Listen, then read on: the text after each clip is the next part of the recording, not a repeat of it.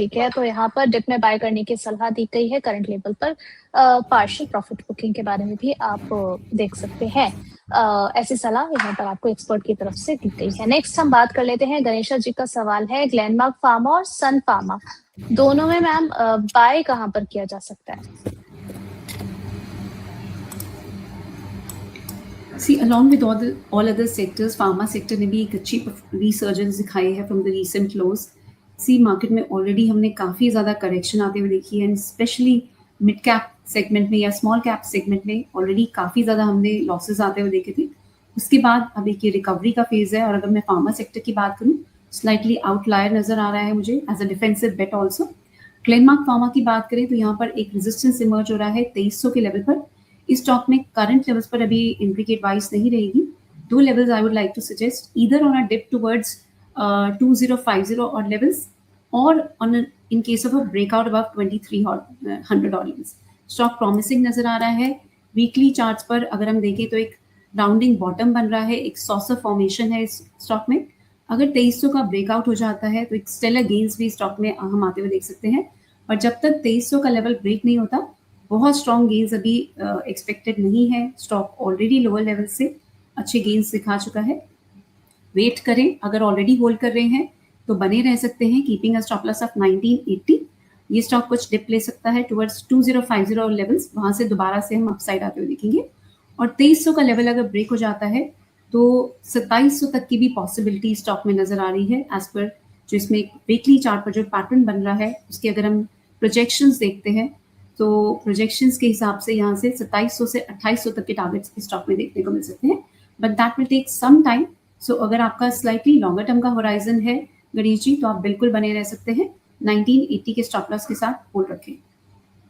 चलिए, तो यहाँ पर ग्लेनमार्क फार्मा के बारे में आपको सजेस्ट किया गया है 2300 का जो लेवल है काफी ज्यादा स्ट्रॉन्ग है, अगर वो ब्रेक होता है तो अपसाइड आगे बेहतर नजर आ रही है। अगर आपके उर्वशी, सन फार्मा की भी बात कर लेते हैं। I missed updating on Sun pharma.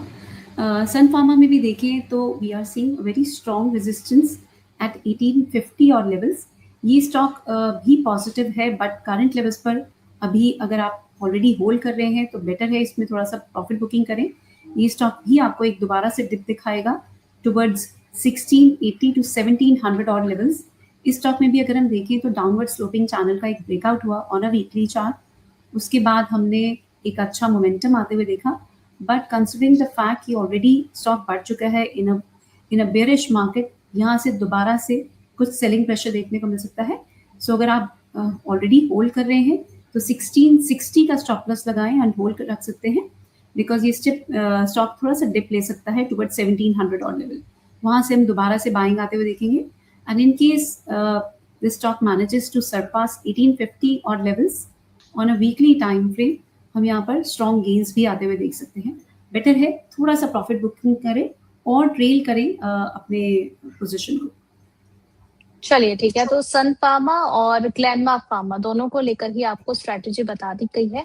इसको आप अपने पोर्टफोलियो पर इम्प्लीमेंट करके चल सकते हैं। नेक्स्ट मैम क्वेश्चन है इनका लुपिन को लेकर के 2337 पर इन्होंने बाय कर रखा है, जानना चाह रहे हैं कि एवरेज कहाँ पर करें। 2303 पर चल रहा है मैम अभी ये, क्या स्ट्रैटेजी फॉलो करनी चाहिए? तो एज आई सी, लुपिन में अभी भी यहाँ से पोटेंशियल नज़र आ रहा है। इनफैक्ट करंट लेवल्स पर थोड़ी बाइंग की जा सकती है, और अगर आपको डिप्स मिलते हैं टुवर्ड्स 2100 और लेवल्स, वहाँ पर आप फर्दर ऐड कर सकते हैं। So this stock is looking promising. और यहाँ पर भी अगर हम देखें तो एक सॉसर फॉर्मेशन है on a weekly time frame which is indicative of significant upside. अगर ये स्टॉक 2400 के ऊपर एक ब्रेकआउट दे देता है, उससे पहले थोड़ी सी कंसोलिडेशन देखने को मिल सकती है, बट यहाँ पर भी करंट लेवल्स पर भी इस स्टॉक में अगर आप चाहें तो फर्दर बाइंग कर सकते हैं, एंड दोबारा से थोड़े टिप्स मिलते हैं तो इसमें ऐड ऑन कर सकते हैं। In case stock manages to surpass 2400 levels, similar outlook रहेगा लाइक ग्लेनमार्क फार्मा। इस स्टॉक में भी हम 2800 तक के लेवल्स आते हुए देख सकते हैं। इनफैक्ट 2800 से ज़्यादा तक की भी पॉसिबिलिटी नज़र आ रही है, बट उसमें आपका नज़रिया 1 से 1.5 साल का होना होगा। अभी शॉर्ट टर्म में अगर देखें तो 2400 एक रेजिस्टेंस बना रहेगा।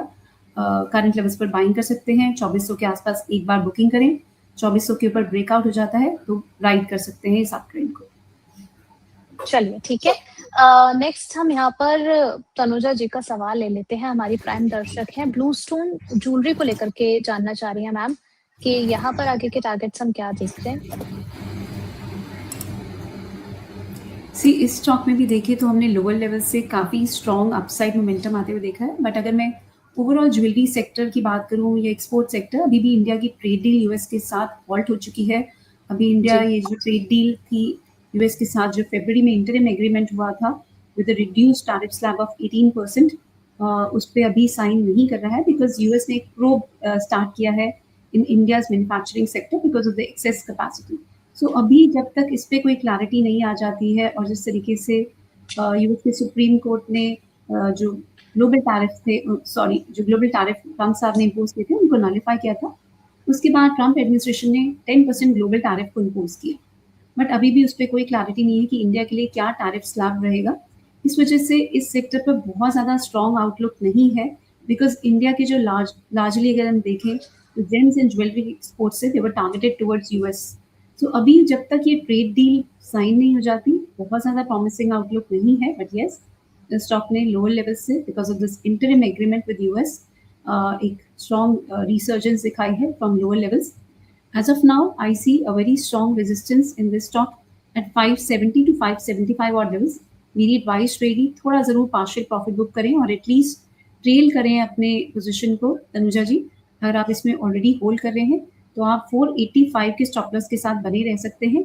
एल्स अगर आप चाहें तो थोड़ी पार्शियल प्रॉफिट बुकिंग भी यहाँ पे करके चल सकते हैं। दोबारा से आपको इस स्टॉक में डिप्स मिलते हैं तो आप दोबारा से एंट्री कर सकते हैं।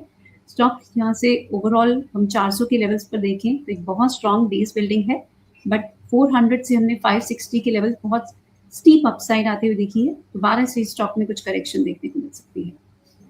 चलिए, तो ब्लू स्टोन को लेकर के राय आपके साथ शेयर की गई है कि फर्दर यहाँ पर एक करेक्शन देखा जा सकता है, और इसी बीच में हमारे साथ एक और खास मेहमान जुड़ चुके हैं, मुदित गोयल सर। बहुत बहुत स्वागत है आपका फाइनेंस कैनी पर सर।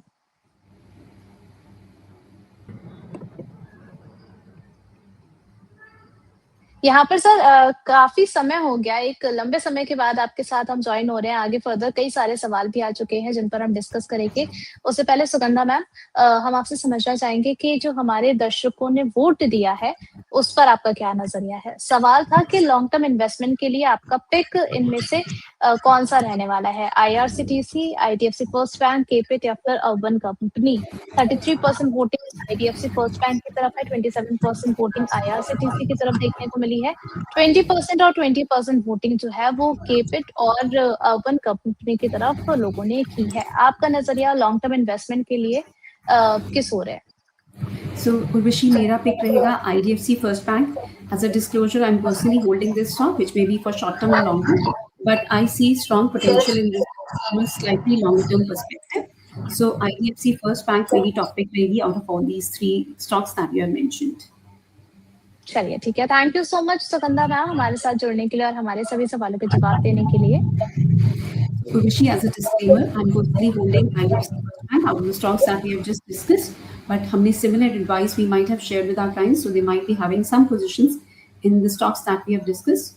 हमने यहाँ पर जो भी डिस्कशन किया that is only for knowledge and awareness purposes. आप कोई भी ट्रेडिंग या इन्वेस्टमेंट का डिसीजन है किसी भी सेबी रजिस्टर्ड रिसर्च एनालिस्ट से कंसल्ट करें या अपने